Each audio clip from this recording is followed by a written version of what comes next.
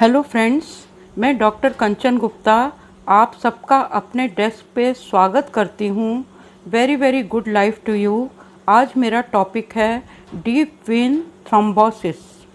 Thrombus एक Greek word है जिसका मतलब है खून का जमना, ब्लड क्लॉट्स होना। ये क्लॉट्स एक या एक से ज़्यादा दो वीन्स में हो सकते हैं, ज़्यादातर टांगों में यानी लेग्स, काव्स, पिंडलियों में, जांघों में, हिप्स में, हाथों की उंगलियों में, हथेली, पीठ, बाजू, कहीं भी हो सकते हैं। ऐसे पेशेंट भी हैं जो थोड़ा सा भी काम करते हैं, जैसे ज़रा सा जोर लगाकर कोई नलका भी खोलते हैं या भारी पानी की बाल्टी उठाते हैं, तो उनकी उंगलियां जो हैं वो नीली पड़ जाती हैं। उन्हें अंदरूनी गुम चोट लगती है। ये सूजन जो है ये बहुत दर्द करती है। खून ज़रूरत से ज़्यादा भारी हो तो क्लॉट होते हैं, खून ज़रूरत से ज़्यादा पतला हो तो तेज़ी से बह जाता है, जिससे रोगी जो है वो बहुत कमज़ोर हो जाता है। खून के बहने का या उसके डेंसिटी का एक ऑप्टिमम रेट होना चाहिए। ये जो खून के थक्के हैं, ब्लड क्लॉट्स हैं, वो खून की वाहिनियों यानी ब्लड स्ट्रीम्स में ट्रैवल करते हैं, घूमते हैं, मुसाफिर की तरह ये घूमते हैं और लीवर में जमा हो जाते हैं। यानी क्लॉट्स में travel through blood streams and lodge in liver.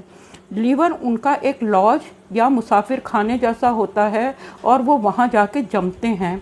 मैं थोड़ा सा आपको दिल के बारे में बताना चाहती हूँ कि हमारे बॉडी में पूरा शरीर हमारा जो है वो नसों से बना हुआ है। तरह तरह के साइज़ की नसें हैं, तरह तरह के नर्व्स हैं। सबसे पहले मैं वीन्स पे जाती हूँ। ये हमारा गंदा खून लेके दिल के अंदर जाती हैं और वहाँ पे वो खून को साफ करके हमारा दिल उसे आर्टरीज से बाहर निकालता है। वो आर्टरीज जो हैं वो कैपिलरीज से जुड़ी होती हैं और वो इतनी फाइन होती हैं कैपिलरीज कि वो हमारे अंदर के जो 12 वाइटल ऑर्गन्स हैं उसके बहुत अंदर तक वो जाके पूरे ऑर्गन्स को, पूरे 12 वाइटल ऑर्गन्स को ब्लड सप्लाई करती हैं और उस ब्लड में ऑक्सीजन वगैरह, न्यूट्रिएंट्स सब कुछ होता है। लेकिन उन वीन्स में रुकावट आने से हमें थ्रोम्बोसिस होता है। उन वीन्स को हम देख सकते हैं। आप देखेंगे कुछ लोगों के चेहरे पे पतली पतली महीन महीन नसें आपको नज़र आएंगी जो बहुत फाइन पर्पल या ब्लू कलर की या रेड कलर की होती हैं। सेम ये ज़्यादा नज़र आती हैं हमें अपने काव्स पे और हील जो हमारी एड़ी है उसके पास आसपास नज़र आती हैं। ये हमें नज़र आती हैं क्योंकि ये हमारे स्किन के नीचे हैं, लेकिन जो बहुत अंदर हैं वो हमें नज़र नहीं आती। और उन्हीं में ब्लड क्लॉट जब होता है तो हम इस बीमारी को भोगते हैं। ये बहुत तकलीफ़ दे बीमारी है, डीप वेन थ्रोम्बोसिस। और इसके कॉजेज़ क्या हैं वो आप सुनिए। जो लोग सर्जरी या बीमारी की वजह से बहुत टाइम से, बहुत सालों से, बहुत महीनों से बिस्तर पे हैं, उनके किसी भी जिस्म के अंग की, किसी ऑर्गन की प्रॉपर एक्सरसाइज नहीं होती, इसलिए उनको ब्लड क्लॉट होता है। कभी हमें चोट लगती है, इंजरी होती है, तो हमारी वीन्स में चोट लगती है और वहाँ ब्लड का फ्लो ठीक नहीं होने से हमें इस तरह की तकलीफ़ आती है। सर्जरी के बाद आप देखेंगे कि आपको सर्जरी के तुरंत बाद डॉक्टर हेपरिन के इंजेक्शंस लगाता है, जिससे आपको मतलब ब्लड कहीं भी ब्रेन में या किसी और ऑर्गन में जमा ना हो, वहाँ उसके थक्के ना बने। प्रेगनेंसी में जो लोग औरतें सोचती हैं कि हम हर वक्त आराम करते रहें और उनके बॉडी को प्रॉपर एक्सरसाइज नहीं मिलती, तो भी इस तरह की तकलीफ़ आती है। खासकर उनकी टांगें बहुत सूज जाती हैं। नेक्स्ट है कि हम नेचर से बहुत दूर जाना चाहते हैं। हम गॉड के, भगवान के हर नियम में अपना ही नियम बनाना चाहते हैं। बर्थ कंट्रोल पिल्स और हार्मोन रिप्लेसमेंट की जो तरीके हैं उनसे हम ज़रूर इन बीमारियों को पकड़ते हैं। कुछ लोग अपने मेंस्ट्रुअल पीरियड्स को और आगे बढ़ाने के लिए प्रीमुलेट वगैरह जैसे टैबलेट्स लेते हैं। उसका साइड इफ़ेक्ट बहुत ख़राब होता है। कॉन्ट्रासेप्टिव पिल्स से ये बीमारी ज़रूर आती है।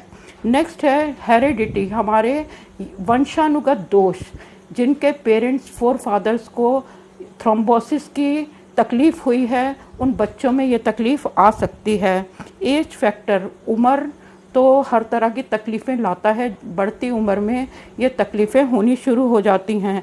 नेक्स्ट चलते हैं, सबसे बड़ा दोष जो है वो है स्मोकिंग, तंबाकू का धुआं, तंबाकू और अल्कोहलिज्म, शराब पीना ज़रूरत से ज़्यादा। आप देखेंगे जो लोग शराब और सिगरेट पीते हैं, सिगरेट पीने वालों के लंग्स ख़राब होते हैं, क्योंकि वो थक के उनके लंग्स में जमते हैं, उनके फेफड़ों में जमते हैं।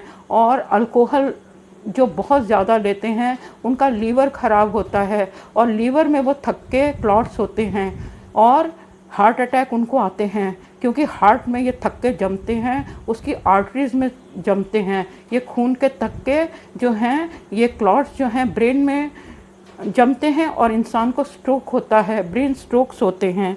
नेक्स्ट चलते हैं, इसका रीज़न है bowel related diseases, metabolic factors. अगर आपके खाने की नली का फंक्शन ठीक नहीं है तो आपको इस तरह के थ्रोम्बोसिस की तकलीफ़ों को देखना ही पड़ेगा।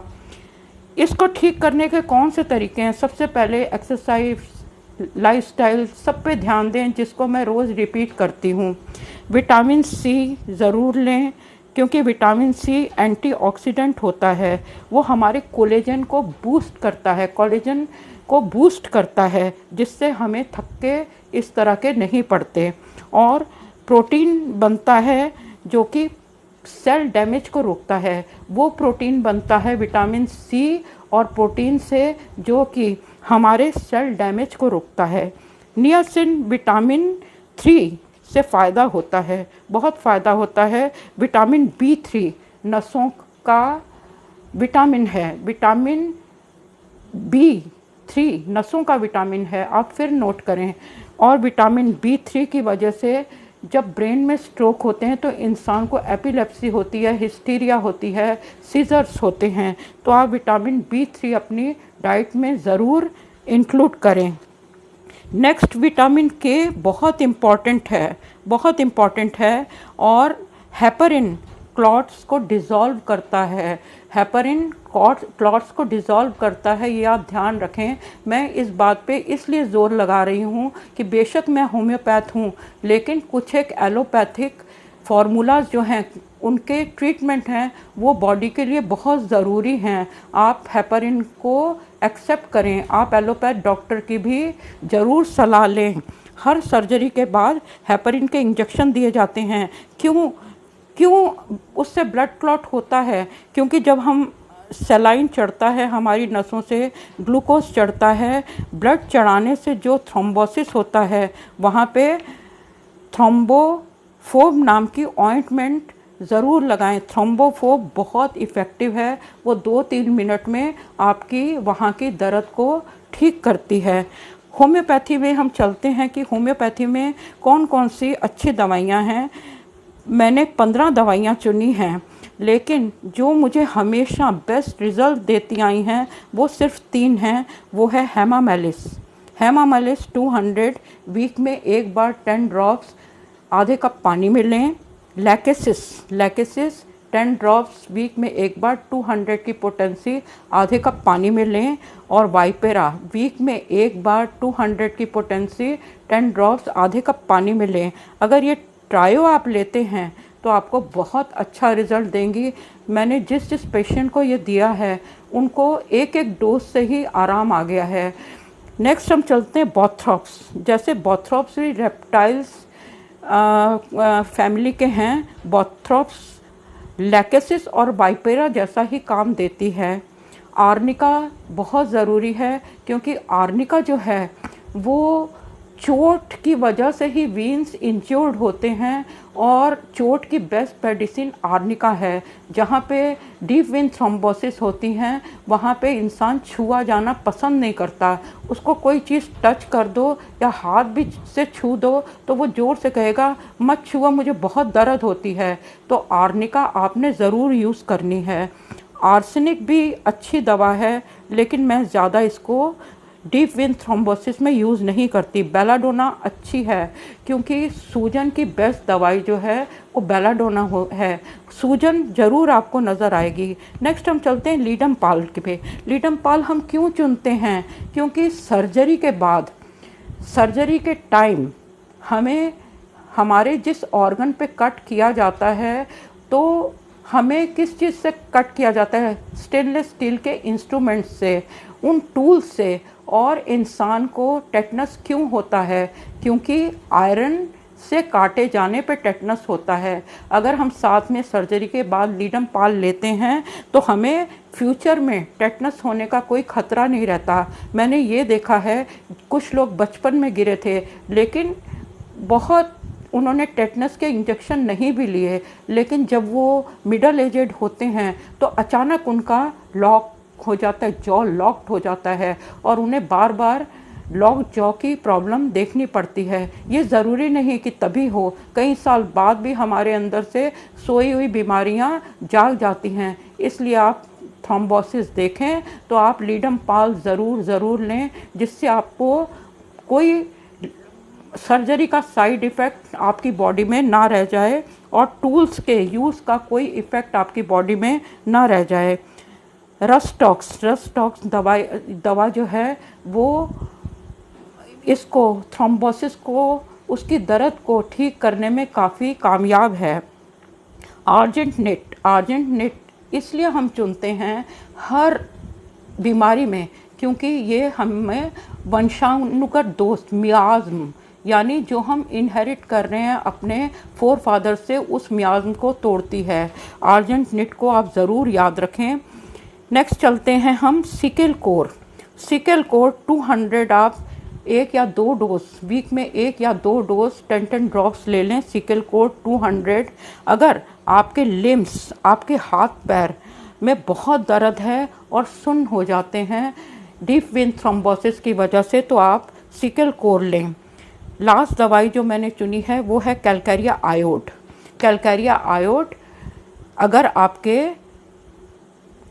थ्रोम्बोसिस की वजह से सुन्नपना मेन गाइडिंग सिम्टम है, विथ पेन एंड सुन्नपना दोनों, नमनेस एंड पेन्स दोनों साथ साथ है, तो आप कैलकारिया आयोड की 2-3 डोजेज ले लें। 200 की पोटेंसी, वीक में चाहे 1 बार चाहे 2 बार, आपको 2-1 वीक में बहुत आराम आ जाएगा। Thank you for listening me, thank you for watching my video. अगर आपको पसंद आया है तो आप सब्सक्राइब करें, लाइक करें, जिससे मेरा हौसला और बढ़े और मैं और अच्छी वीडियोज़ आपके सामने लाने की कोशिश करूं। थैंक यू, नमस्ते।